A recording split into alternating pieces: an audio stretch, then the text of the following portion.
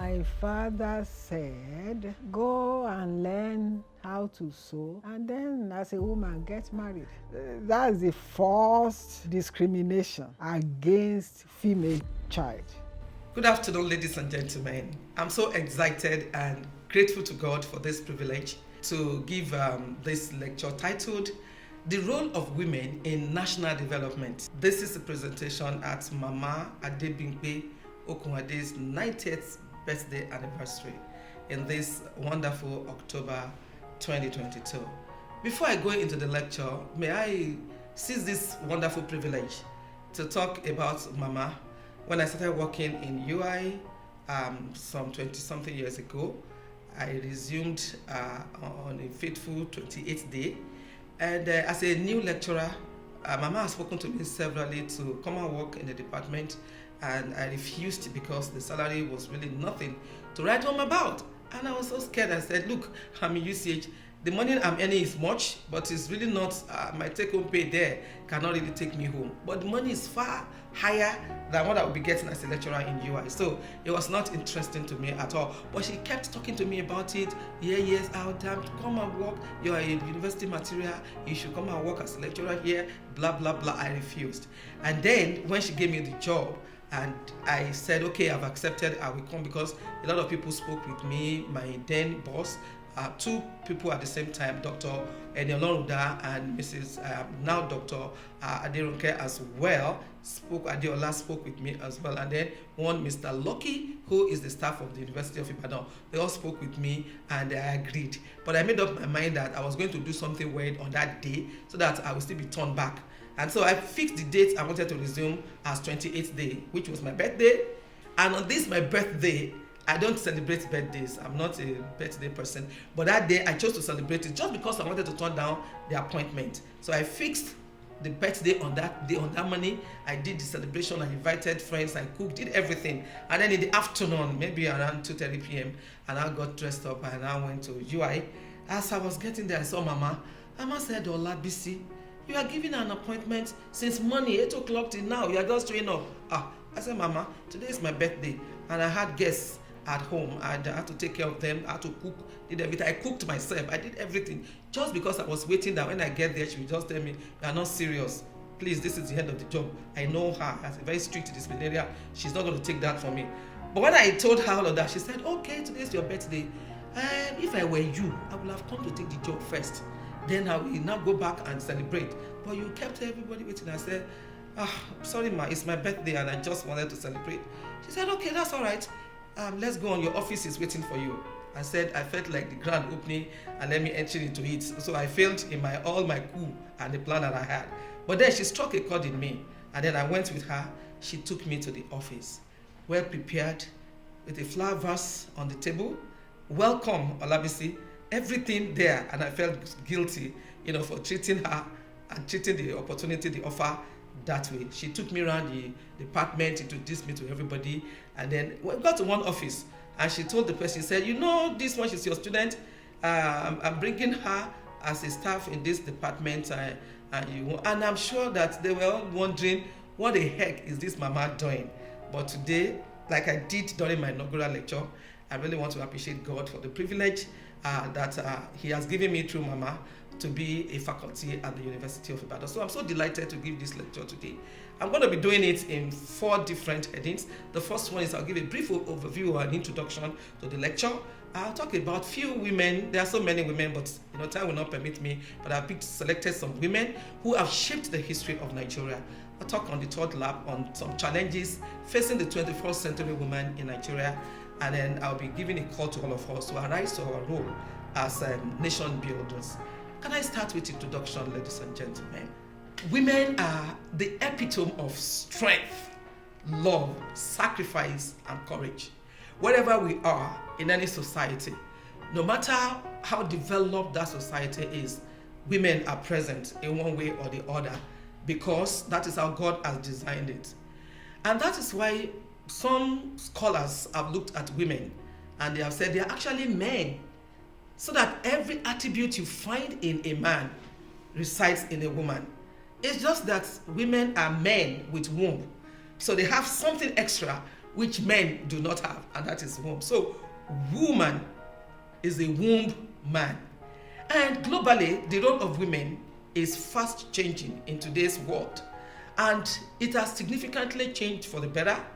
Women have impacted virtually every field of human endeavor, whether it is in the area of education, be it religion, sports, politics, academics, and so on and so forth. In Nigeria, women have done tremendously as well in different fields.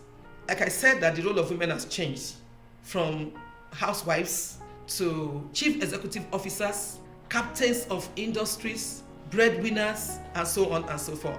However, Nigeria is still developing regarding the status of women, and various factors like the issues of religion, culture, politics, and so on and so forth have really changed and shaped the role of women in the 21st century.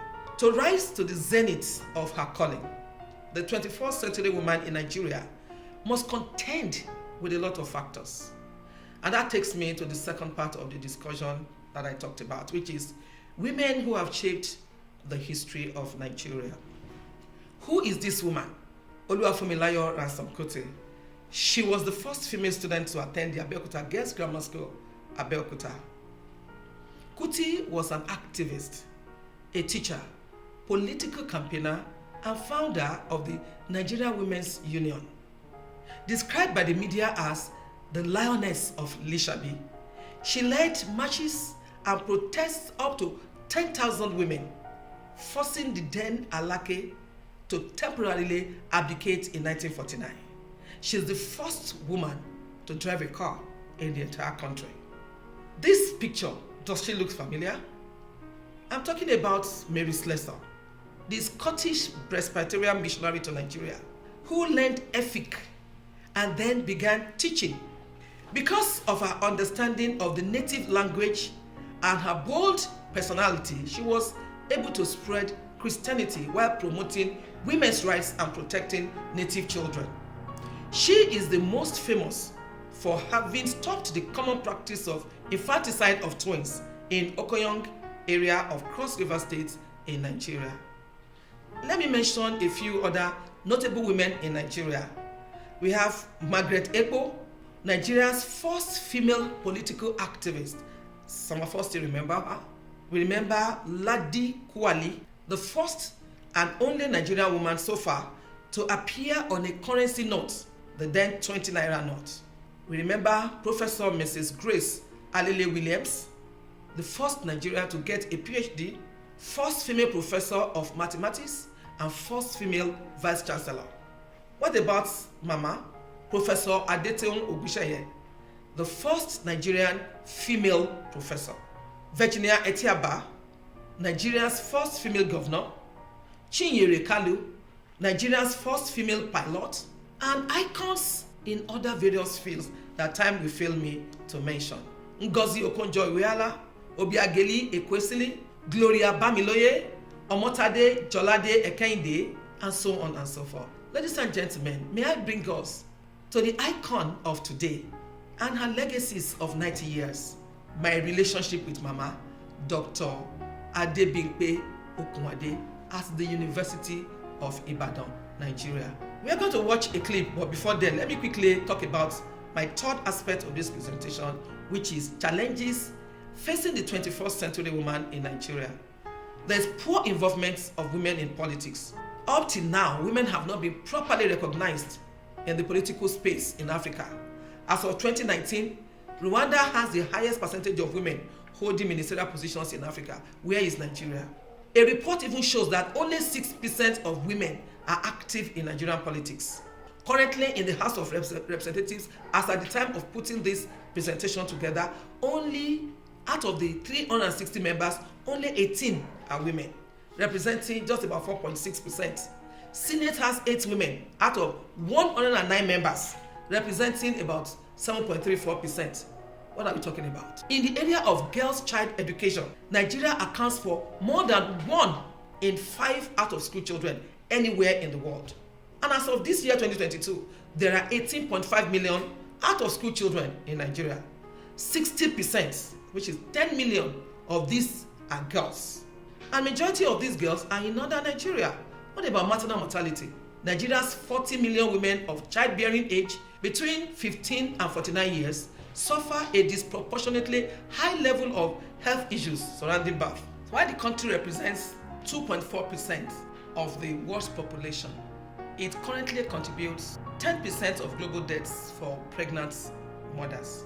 Latest figure show a maternal mortality rate of 576 per 100,000 live births, the fourth highest on earth. If we go to arena of child marriage, teenage pregnancy, 43% of women ages 20 and 24 had been married before age 18 in Nigeria, according to United Nations Report 2020. Currently, 106 adolescent births per 1,000 population. That's where we are. The story from Out of School Children report is nothing to write home about. The age range for primary school education in Nigeria is between 5 and 11 years. Over 38% are out of school children who are girls. Children in the official primary school age who are not enrolled in the primary, the figure is staggering.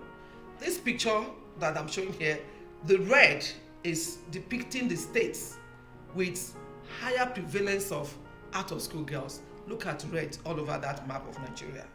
Where we have green showing states with lower prevalence of out of school girls from mostly the northern part of the country, Yobe, Borno, Bauchi, Gombe, Plateau, FCT, Nasarawa, and so on and so forth. This is still Nigeria. Insurgencies against girls. You and I, we know the story. We remember the 365 days on Chibok girls, never to be forgotten, bring back our girls campaign, and so on and so forth. And the aftermath of all of that. What about family work balance? Family on one side of the scale. Take a look at this picture and see job on one side of the scale and family on the other side of the scale. See the woman with avalanches of responsibilities, duties, with her hands in all of them, and yet now combining this with work. Let me go to the last lap of the presentation that talks about arising to your role as a nation builder. More women should be involved in politics. There should be an advocacy for the political and economic empowerment of women, as well as their protection from all manners of abuse. There should be a review of all existing legislations, the enactment of new ones that are women-friendly, so as to accommodate the participation and effectiveness of women involvement in politics. This is very important. And of course, in various appointable positions, women get a mentor. It's very important. This slide is showing a woman up there and how that woman is lending hands onto another woman beneath and below, dragging her up. Let's get ourselves committed as women to bring up other young women as we rise in our various fields of endeavor, be it in academics, in education, in politics, in economics, whatever areas of endeavor we find ourselves where we are excelling. Let the helping hand to one woman, one girl, one lady somewhere around you. Let there be an improvement in girl child education in Nigeria. Girls' education ensures social equity because education empowers women. Map out programs that will support girl child education in Nigeria. Women-based institutions in the ministries of women affairs, mass media, traditional rulers, and everywhere where women should be stakeholders. If you want to break the cycle of poverty, ladies and gentlemen, educate a girl. Improve women's health. The patriarchal nature of our society should not prevent women from having access to healthcare if and when they need it. Accessibility to and uptake of family planning should be encouraged, as there is overwhelming evidence that improving access to family planning improves well-being of individuals, families, communities, and the society at large. So the government should make more commitment to strengthen collaboration with states, with donors, and other stakeholders on improving access to health insurance scheme. Permit me to deliver directly a message from Okunade to all of us, and especially the women in the house.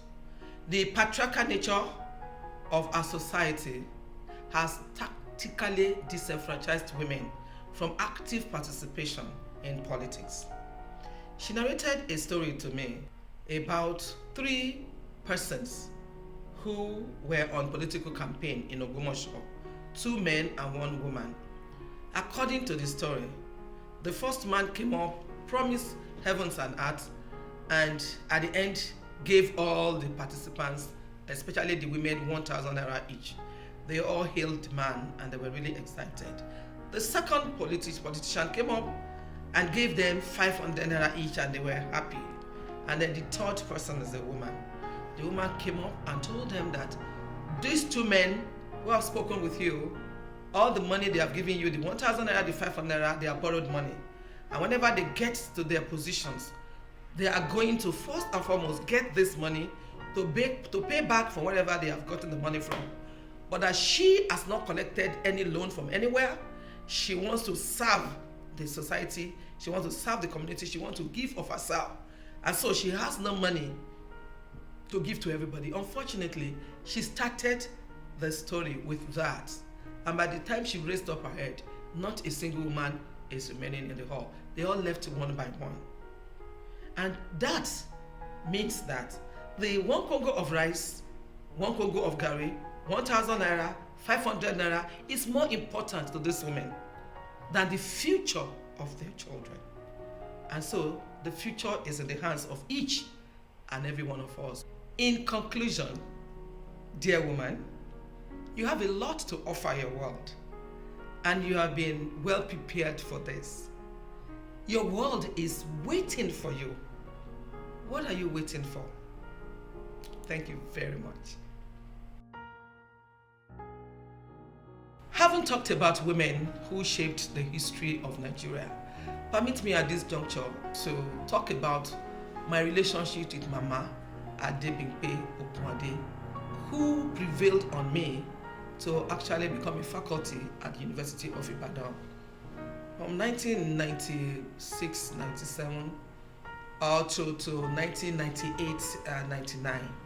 And by 2000, she has really made a strong impression, in addition with a number of other players' background, among whom are my friend and elder in the church, Elder Bangbushi, my senior colleague who I was working with at that moment, Dr.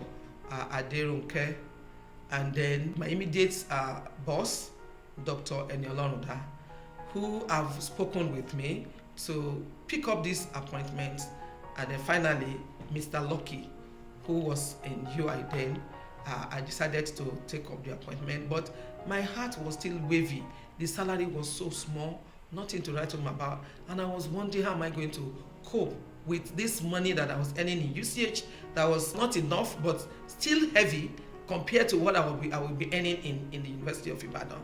And so they asked me to start on a particular day. I said no, I was going to start on the 28th of June.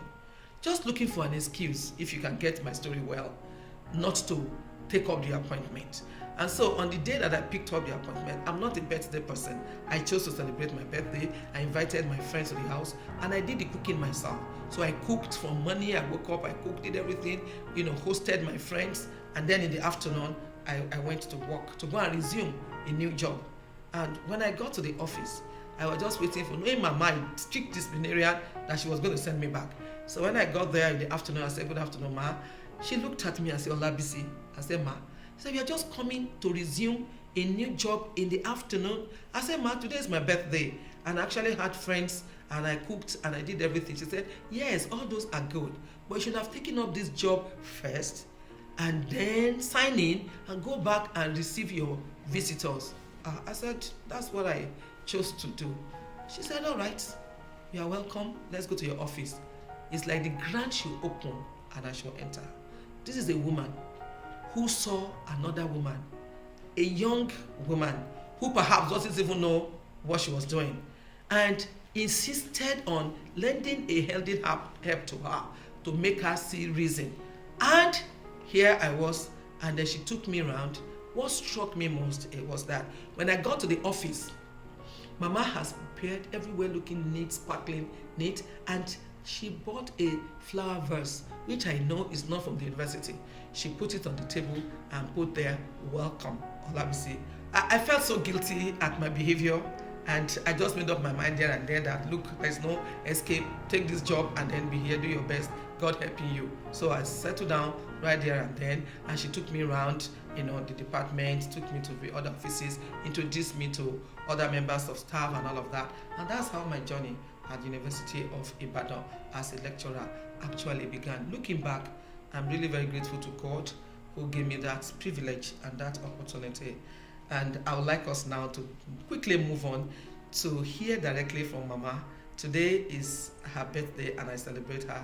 From every one of us in my family, we are wishing her a very fantastic birthday, 90th birthday. We want to hear directly from her now. And please enjoy.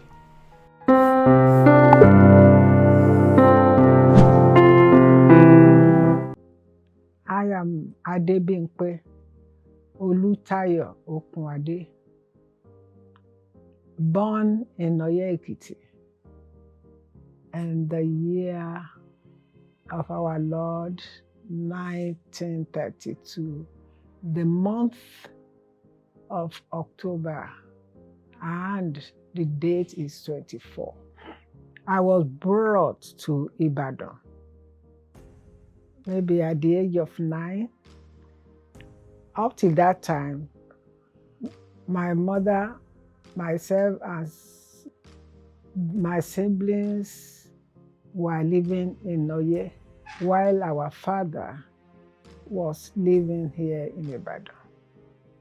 My father now decided we should all come to Ibadan.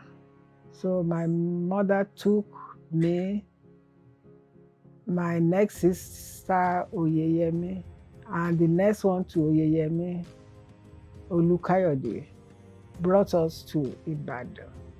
I think this was 1941. So that's how we got to Ibadan. It was only when we got to Ibadan that I started schooling. At that time, it was called elementary school. So I attended Native Authority Practicing School, Okebola, Ibadan, where I started infant. The first class in elementary school then was Infant 1. I must say this, when we got to Ibadan, I wasn't put in school straight ahead. My father took me to his friend to live with him. The man, I can't remember his name now, a catechist of the Anglican Church, St. James's Church, now Cathedral to be precise. So I was living with his family, with other children. But he didn't put me in school. I was hawking akara dodo and stuff like that for his wife. And whatever remains unsold, when I hawk to Dugbe, Onireke, and the area where we now have Central Bank of Nigeria, all those places. So in the evening, I will now sit beside the road to sell the remnants of what I didn't sell in the morning. And this was going on for some time. My mother used to pass through that road to Agbeni to buy stuff, the things, the wosi she was selling. She observed I was losing weight. She told my father that Adebimpe is losing weight. Please go and bring my child back. My father said no. She will learn wisdom there. So that is where she will stay. You know, in my home, though we were not financially rich, but it's a primary responsibility that children must eat to their satisfaction. But the few weeks that I got to the catechist house, I lost weight because the food given to us was rationed. When my father insisted I should stay there, and my mother said no, she just decided one day that I wouldn't allow this child to die because her father wanted her to learn wisdom. So my mother came there and said, I want to take this child away to go and assist my brother's wife, who has just put to bed in Lagos. And that's how my mother removed me and took me home. So it was then my father got another friend to get me a school. It was that man who was my father's friend that got me through another friend of his who was a tutor at the government teacher training college in Okunade, to the school where I attended for 8 years, elementary school. So I took my, they call it as amended, whatever that means. That's the final class in elementary school. And standard 6 was where children who want to go to secondary school will take different examinations and go to secondary school. I must say at this stage that I didn't go to any secondary school because my father said whatever money was available will be kept for my brother. I was about 8 years older than Kayode. So whatever money was available, my father said, will be kept to send Kayode to school because I am a woman. That is discrimination of women there. Even as a child, the female child was discriminated against. I took note of that, but it didn't bother me. Then my mother had a cousin, her first cousin, Julius. He was in Ibadan Boys High School. So in December of 1949, that my mother's cousin Julius came to our house visiting with another friend of his called Akingbade, an Ijesha man. Then Mr. Akingbade said, Ade, which school are you attending next year? I said, I'm not going to any school. My father said there is no money to send me to school. Whatever money is available will be spent on my brother, that I should go and learn sewing and get married. Then the man asked me, Ade, would you like to be a nurse? I said, I just answered yes. without knowing what and who a nurse is, because I've never seen a nurse before. I've never set my feet into any hospital before. Then Mr. Akingbade now wrote the address of the hospital right to the matron, Wesley Guild Hospital, Ilesha, telling her you want to be a nurse. And immediately she left. That day, I wrote the letter. The following day, went to the general post office and posted the letter to Ilesha.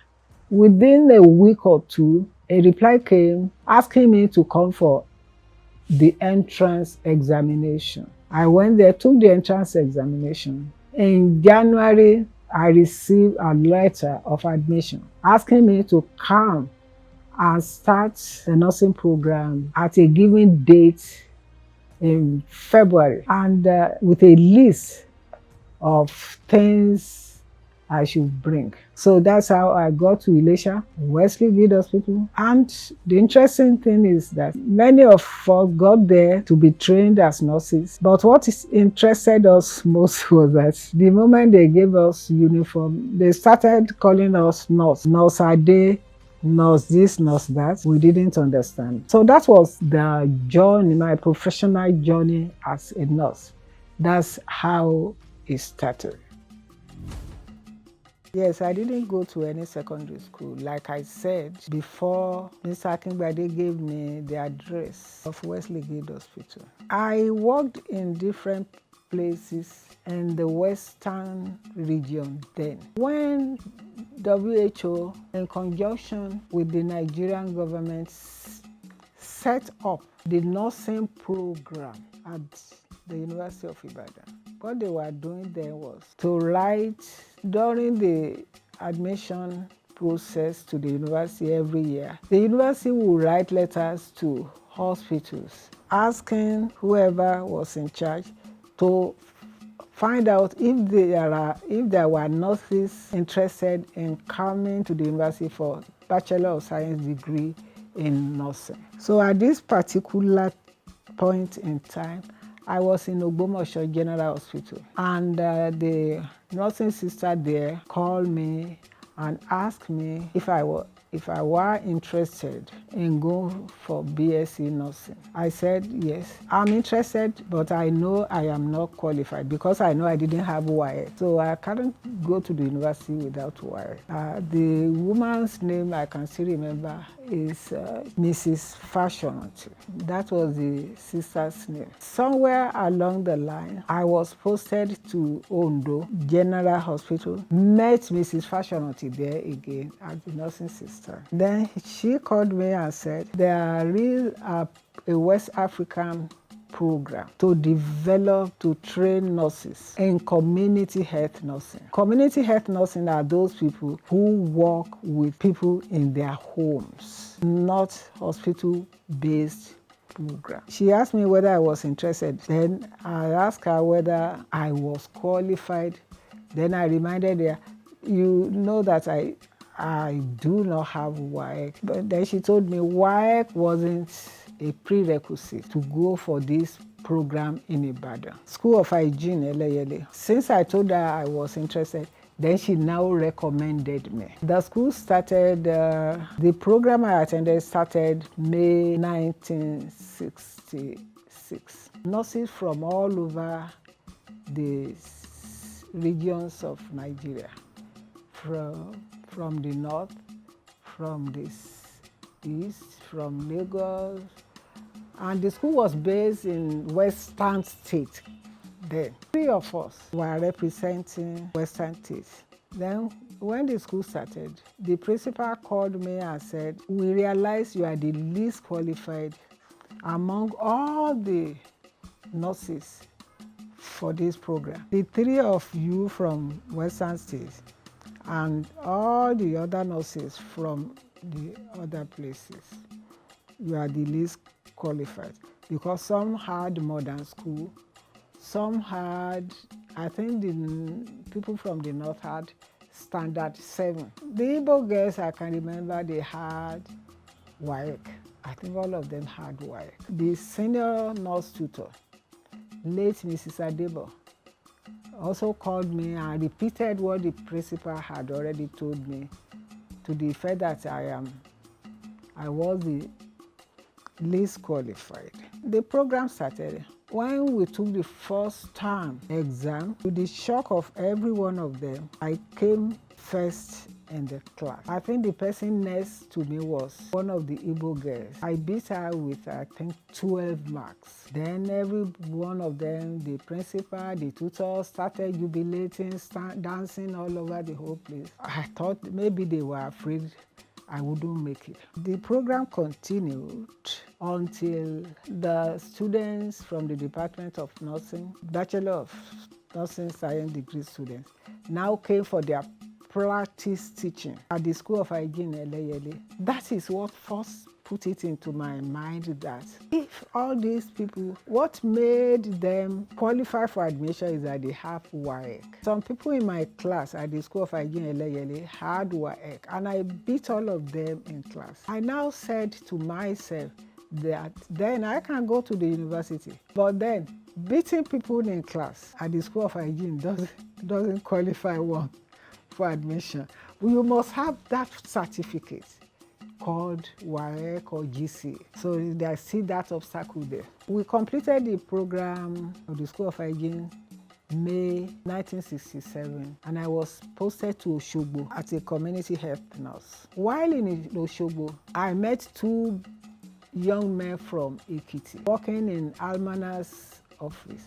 The Almana's office is the office where salaries were being prepared, paperwork coming to Ibadan were being handled. So because these guys were from Ekiti, I asked them whenever they wanted to eat pounded yam, they should let me know so that they can come to my house and eat pounded yam. And I discovered the few times they came from this direction. Whenever they finish eating, they go forward rather than returning to where they came from. Then I asked them one day, I said, what are you always going to do in that direction? They said they were doing extramural class. I said, extramural class, yes. I said, what's extramural class? Oh, the extramural class prepares one to take GC and then qualify for admission into the university. I said, is that correct? They said, yes. I told them, we want to join you in the extramural.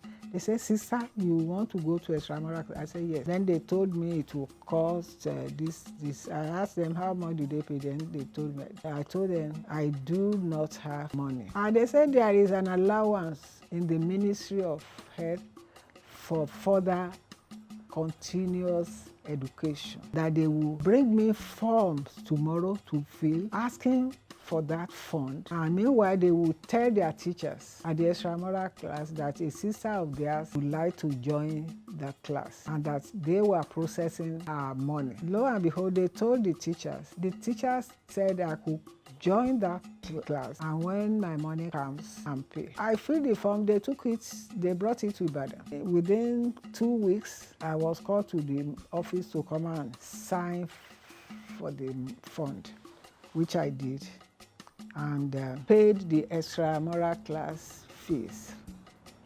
So that year, GCE examination, I took my papers, passed my papers. I was, for that extramural class, I was attending classes for English language and government. Those are the only two courses they were offering. The others, I sat because I have to write 5 papers. The other 3, I was studying by myself at home. So I went for the 5 papers in Elisha, I remember. And when the results came, I passed, and then there's another hurdle. How do I get to the university? Now I am qualified because I have no idea. One of our teachers came to Ibadan, collected admission form for all of us. At that time, you don't have to pay before collecting the form. You only pay when you are returning the forms, and gave us. I filled like others, got my 10 pounds was the money then. Returned the form. This was 1968. I was offered admission. So that's how I became student of UI and went through the program successfully. When I finished, I went back to the Ministry of Health. I was posted to School of Hygiene to go and work as a tutor. So that's where I was when the chief tutor at the School of Hygiene then was now the head of department of nursing in UI. She now came to me and appealed to me if I would like to come and work in the university. I said, of course. I now resigned my appointment with the ministry one more time, and then when I joined the University of Ibadan as assistant lecturer. It was while Mrs. Adebo promised he will help me get admission to one of the universities in the US for my higher degree. But she reneged on that. She actually brought two of us, products of the nursing program of Ibadan, to work with her. She got admission for that other person. Then when I now told her, Madam, but you say you get me admission, I said I shouldn't worry. I should continue to do my work, that she will get me admission. So then I just told myself I wouldn't wait on this lady. Since there is opportunity for part-time studies in the university, and I now applied for master's degree. I went through that. Somewhere along the line, my supervisor asked me to change my master's to MPhil, Master of Philosophy, which I did, and I finished that and then proceeded to PhD. That's all about the university education. We have decided to, contribute a token just to show to her that we love her, we appreciate her. We want to thank her so much for her investment in our lives as her students. As one of us will be doing the presentation in the course of this celebration today, and we want to pray for you, Mama, that God Almighty will bless you. We grant you yet long life and prosperity. We wish, as we celebrate you this day, that you're going to be celebrated in heaven. This 90 years on earth, we know it is very short compared to how long you are going to spend in heaven when you meet with your Maker. And so we want to wish you a very wonderful, happy 90th birthday celebration. And I would like all of us in this audience to please listen as we have interaction with Mama concerning what she has to tell us about her life history, the legacies, and some of things. Happy viewing, and God bless you. Remember, my father said, go and learn how to sew, and then as a woman, get married. That's the first discrimination against female child that I ever experienced. But then, it didn't have any meaning to me. I just said, this man didn't have money. Instead of saying that, he said whatever money was available will be kept for the boy. So which means there is that preferential treatment for the boy child than the girl child. After I finished the West African program in community health nursing and was posted to Hugo, like I did say, we go to people's home and work with them. I discovered that women, be a child or a wife, had to go through obstacles. So what I saw in people's home reinforced, now gave meaning to what my father told me. It actually gave meaning. I know that women even in their homes, as a mother, as a wife, because they suffered one kind of discrimination or the other in their subconscious mind. Although they didn't know this, that what they suffered was what they were meting out to their own child. or children as it were. I say this is a big psychological issue. And during my career as a nurse, I suffered some, maybe 1 or 2 punitive posting. I couldn't have suffered those 2 punitive posting if I were a male nurse.